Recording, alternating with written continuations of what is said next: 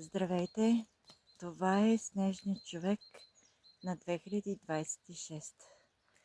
Първо искам да благодаря на Бог, тъй като преди броени дни аз го помолих да завали сняг.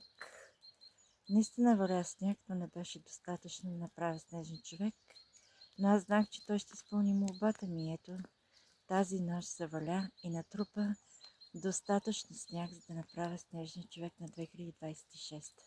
Тъй като всяка година аз правя по един снежен човек и ги прибавям в моята колекция от снимки и видеа. Надявам се да ви харесва. Този като че ли изглежда малко така тъжен, но той резонира на автора, на този, който го е създал, защото в момента настроението ми не е в кой знае каква отлична форма, но пък не се предавам. Още един път благодаря на Бог и ето сега ще се приближа, за да го видите по-отблизо. Много е сладък, аз си го харесвам, въпреки че не е с нос от морков и изглежда прекрасно. Нали?